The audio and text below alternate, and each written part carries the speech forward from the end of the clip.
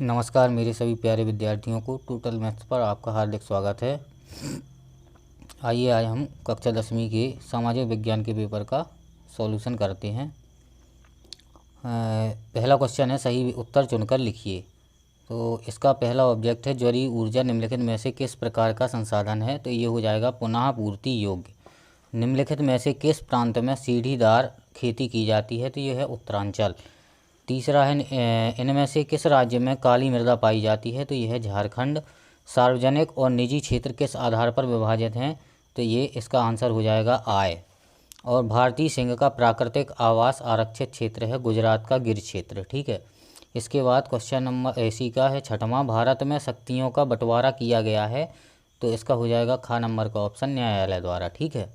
इसके बाद खाली स्थान आते हैं हमारे।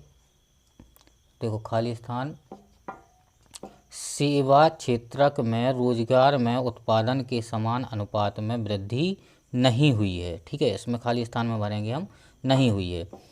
फिर दूसरा है, क्षेत्रक के श्रमिक वस्तुओं का उत्पादन नहीं करते, तो इसमें भरेंगे तृतीयक। ठीक है। शोर नापने की इकाई डेसिबल है, शोर नापने की इकाई डेसिबल है। ठीक है। इसके पश्चात आगे के खाली स्थान, श्रीलंका में खाली स्थान भाषा बहुसंख्यक है। तो देखो इसमें सिंहली भाषा बहुसंख्यक है, वहाँ की मुख्य भाषाएं हैं सिंहली और तमिल। ठीक है। तो सिंहली भाषा बहुसंख्यक है, इसमें थोड़ी सा कन्फ्यूजन है, आप लोग देख लेना। ठीक है। फिर नेपोलियन बोनापार्ट किस युद्ध में पराजित हुआ था? यह है वाटरलू के युद्ध में पराजित हुआ था। ठीक है। तीसरे में, भारत में साक्षरता दर सबसे ज़्यादा कहाँ पे है? तो सबसे ज़्यादा कहाँ पे है? केरल में। सबसे ज़्यादा कहाँ पे है? केरल में, ये केरल में। ठीक है। इसके बाद एक शब्द या एक वाक्य में उत्तर देना है हमें। तो देखो 1789 की क्रांति के समय फ्रांस का राजा कौन था? तो ये था लुई 16वां, लुई 16वां। ठीक है। चौरा चौरी कांड हत्याकांड कब हुआ था? तो ये 4 फरवरी 1922 को हुआ था। भारत में कौन सी शासन प्रणाली है? तो ये भारत में संसदीय शासन प्रणाली है।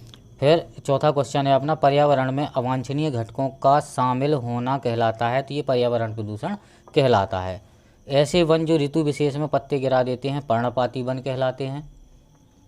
ठीक है। इसके बाद अगला क्वेश्चन है, देश के बांधों को किसने भारत का मंदिर कहा है? तो ये कहा था महात्मा गांधी ने। ठीक है। इसके बाद लास्ट क्वेश्चन है अपना, भारतीय अर्थव्यवस्था को कितने भागों में बांटा गया है? तो अर्थव्यवस्था को 3 भागों में बांटा गया है। कितने में? 3 भागों में बांटा, 3 क्षेत्रों में बांटा गया है। प्राथमिक क्षेत्र, द्वितीयक क्षेत्र और तृतीयक क्षेत्र। इसमें क्षेत्र तीनों में लगा लेना, जगह कम थी तो मैंने क्षेत्र नहीं लिखा। ठीक है। प्राथमिक क्षेत्र, द्वितीयक क्षेत्र और तृतीयक क्षेत्र। ठीक है। इसके बाद क्वेश्चन नंबर 4 है अपना, सही जोड़ियाँ बनाइए। ठीक है। तो ये मैंने सीधी सीधी सही जोड़ियाँ मिला दी हैं, आप लोगों को सीधे सीधे याद कर लेना है। ठीक है। समान अधिकारों और अवसरों के मामले में महिला पुरुष की बराबरी वाला व्यक्ति नारीवादी। दूसरा है, धर्म समुदाय का ये प्रमुख आधार मानने वाला व्यक्ति धर्मनिरपेक्ष। तीसरे का हो जाएगा जातिवादी। चौथे का हो जाएगा सांप्रदायिक। पाँचवें का हो जाएगा असिंचित भूमि, सरकार द्वारा नहरों का निर्माण। ठीक है। और छठवां हो जाएगा, फसलों का कम मूल्य क्या होता है? सहकारी विपणन समिति। और कर्जभार कम ब्याज पर बैंकों द्वारा साख उपलब्ध कराना। ठीक है। इसके बाद अगला क्वेश्चन है अपना, क्वेश्चन आंसर में देखो क्या हुआ है, थोड़ी बहुत नंबरिंग चेंज हुई है, आगे का क्वेश्चन पीछे चला गया, पीछे का आगे, लेकिन क्वेश्चन यही आएंगे पेपर में। ठीक है। तो छठवां क्वेश्चन है, कल्पना दर्श से क्या तात्पर्य है? तो ये पूरा उत्तर लिखा हुआ है। यूटोपिया लैटिन भाषा का एक शब्द है जिसके मायने में यह एक ऐसा टापू है जहाँ पर सब कुछ आदर्श रूप में व्यवस्थित है। सन 1516 में थॉमस मारे नाम के एक वैज्ञानिक ने एक पुस्तक लिखी जिसका नाम था यूटोपिया। इसमें एक काल्पनिक टापू में रहने वाले आदर्श समाज के बारे में कल्पना की गई है। ठीक है। फिर 7वां क्वेश्चन है अपना, उदारवाद का अर्थ समझाइए। तो ये उदारवाद वह विचारधारा है जिसके अंतर्गत मनुष्य को विवेकशील प्राणी मानते हुए सामाजिक संस्थाओं के मनुष्यों की सूझबूझ और सामूहिक प्रयास का परिणाम समझाया जाता है। जॉन लॉक को उदारवाद का जनक कहा जाता है। ठीक है। अगला क्वेश्चन है 8वां, बहिष्कार का अर्थ स्पष्ट कीजिए। तो बहिष्कार आमतौर पर नैतिक, सामाजिक, राजनीतिक, पर्यावरणीय कारणों के लिए विरोध की अभिव्यक्ति संगठन या देश के उपयोग से स्वैच्छिक और जानबूझकर रोकथाम का कार्य है। बहिष्कार का उद्देश्य किसी आपत्तिजनक व्यवहार को कुछ आर्थिक नुकसान कर या नैतिक आक्रोश कर मजबूरन बदलने की कोशिश है। आप लोग वीडियो को पॉज करके इन सभी क्वेश्चन को लिख सकते हैं, ठीक है।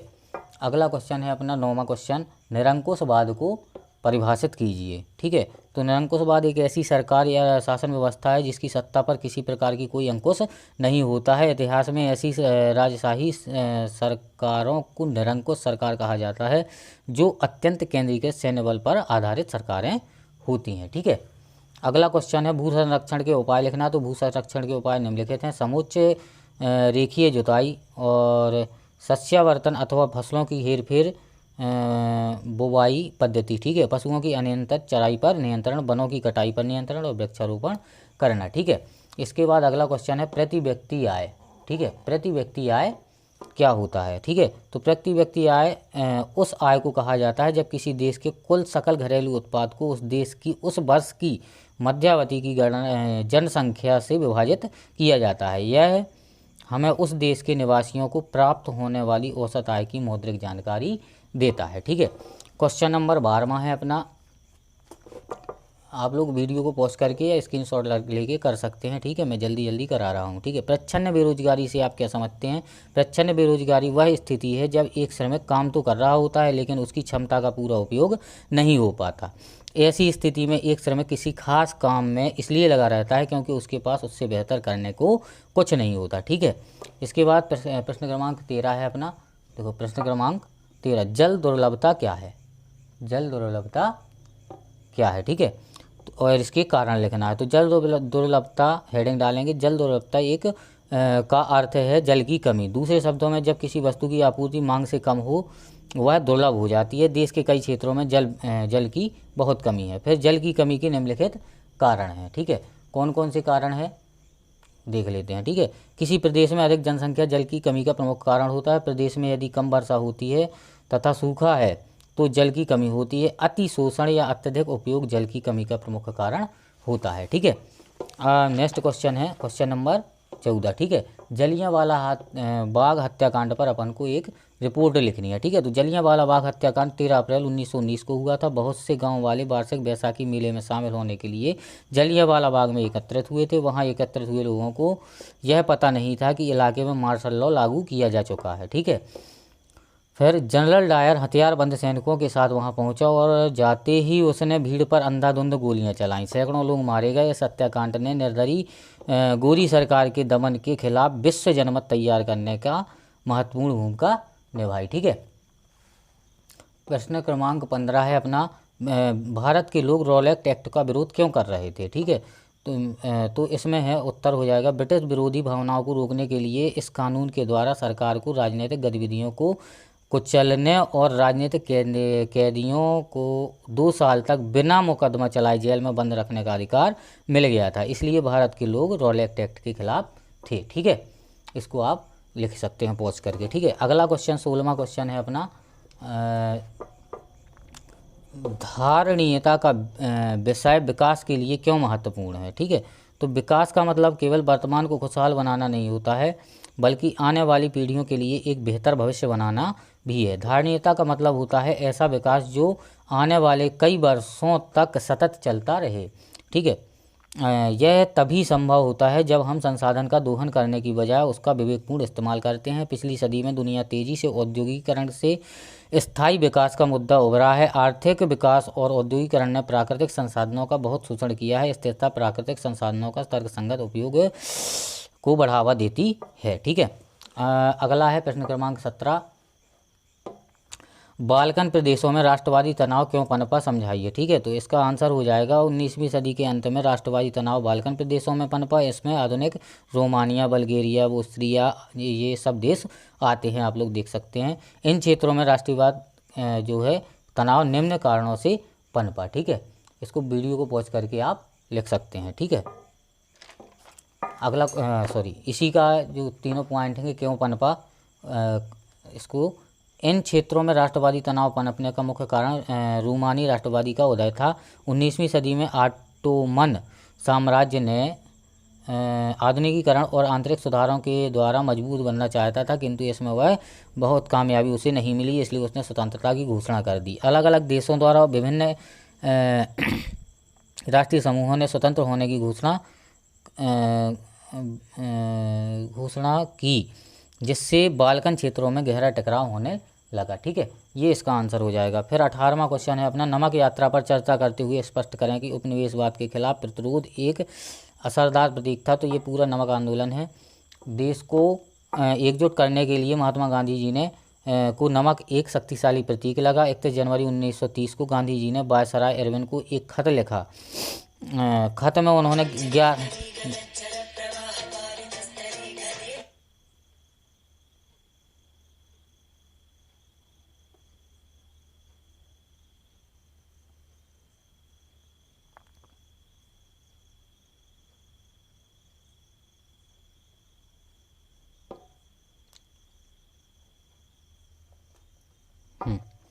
नमक यात्रा पर चर्चा करते हुए स्पष्ट करें कि उपनिवेशवाद के खिलाफ प्रतिरोध का एक असरदार प्रतीक था। तो देश को एकजुट करने के लिए महात्मा गांधी को नमक एक शक्तिशाली प्रतीक लगा।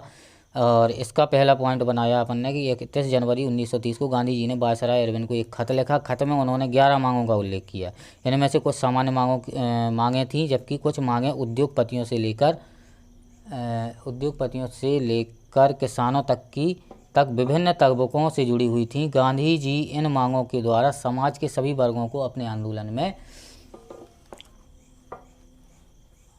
शामिल करना चाहते थे, ताकि सभी अभियान में शामिल हो सकें। इसमें महत्वपूर्ण मांग नमक कर को खत्म करना था के बारे में थी, क्योंकि नमक का प्रयोग गरीब और अमीर सभी करते हैं। ठीक है, इसके बाद इसलिए नमक पर कर तथा उसके उत्पादन पर सरकारी इजारेदारी को महात्मा गांधी ने ब्रिटिश शासन की सबसे दमनकालू पहलू बताया। फलस्वरूप गांधी जी ने 78 विश्वस्त वॉलंटियर के साथ नमक यात्रा शुरू कर दी। यह यात्रा साबरमती आश्रम से शुरू हुई। ठीक है, इसके आगे इन सभी आधार पर नमक यात्रा उपनिवेशवाद के खिलाफ प्रतिरोध का एक असरदार प्रतीक था, क्योंकि यह भारतीय जनता के राष्ट्रव्यापी समर्थन को इकट्ठा कर सकता था। ठीक है,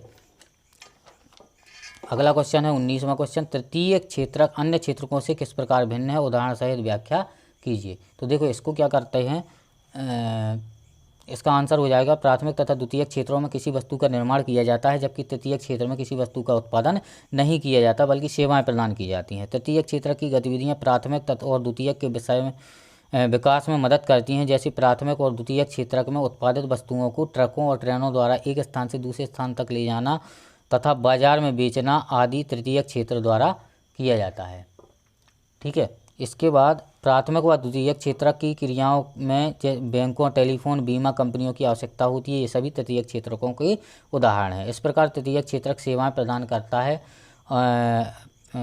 करता है जिनका उपयोग प्राथमिक व द्वितीयक क्षेत्र की क्रियाओं के विकास के लिए किया जाता है। ठीक है, अगला क्वेश्चन है क्वेश्चन नंबर 20।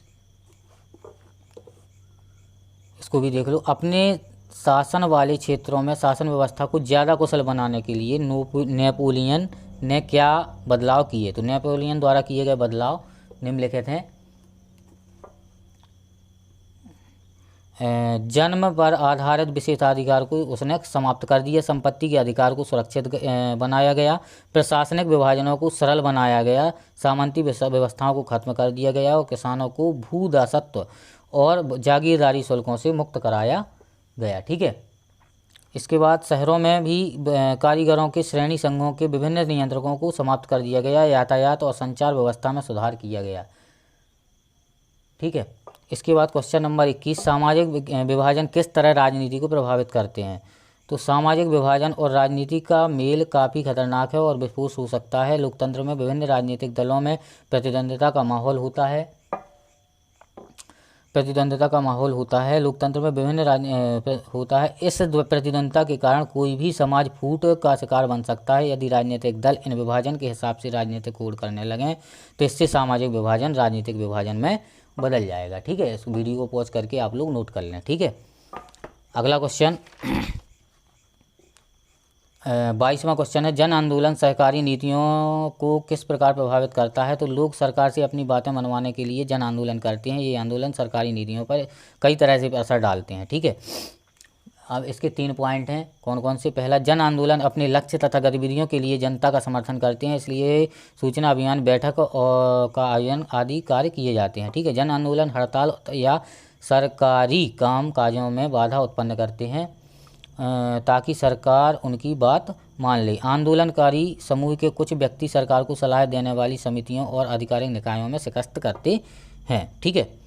फिर क्वेश्चन नंबर 23 है अपना, राष्ट्रीय ग्रामीण रोजगार गारंटी अधिनियम 2005 के 3 प्रावधान लिखना है। इसमें कितने प्रावधान लिखना है?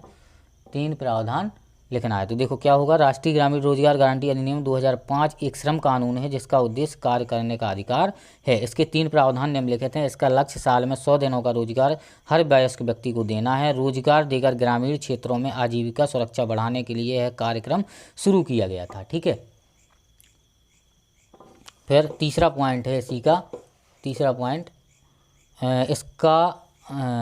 इसका अन्य उद्देश्य आर्थिक सुरक्षा प्रदान करना है, ग्रामीण महिलाओं को सशक्त बनाना तथा पलायन को कम करना है। ठीक है। इसके बाद अपना 5वां क्वेश्चन पीछे छूट गया था, जगह नहीं थी तो पीछे लिख लिया इसको, सत्य असत्य की पहचान करना है। ठीक है। तो देखो इसका पहला क्वेश्चन है, लोकतंत्र हमेशा सामाजिक विभाजन के आधार पर समाज का विघटन करता है, तो ये असत्य है। जीडीपी के मुद्दों में वर्ष 2003 में तृतीय क्षेत्र की हिस्सेदारी 50 से 60% के बीच थी, ये सत्य है। स्वराज पार्टी का गठन लाला लाजपत राय ने किया था, ये गलत है। ठीक है। और पूर्ण स्वराज की मांग 1929 में जवाहरलाल नेहरू की अध्यक्षता में कांग्रेस के अधिवेशन में की गई थी, ये सत्य है। कांग्रेस की स्थापना 1985 में महात्मा गांधी ने की थी, ये असत्य है। कांग्रेस की स्थापना महात्मा गांधी ने नहीं की थी। ठीक है। इसके बाद लास्ट क्वेश्चन है अपना, बिना किसी पारिश्रमिक के किसी से काम करवाना बेकार कहलाता है, इसको सत्य कर दिया है। ये क्लियर नहीं है, आप लोग देख लेना अगर कहीं मिल जाए तो, वैसे सत्य ही होगा। ठीक है। तो फ्रेंड्स, अगर वीडियो पसंद आई हो तो वीडियो को लाइक करें, चैनल को सब्सक्राइब करें, और अब पेपर समाप्त हो गए हैं तो आगे भी चैनल के साथ जुड़े रहें। बहुत सी जानकारियाँ आपको इस चैनल के माध्यम से मिलती रहेंगी। और मैथ का सिलेबस, जो पाठ हुई, जो अध्याय आप लोगों को पढ़ना हो, कमेंट बॉक्स में लिख दें, उस सब अध्याय की वीडियो आपको मिलती रहेंगी। ठीक है। धन्यवाद।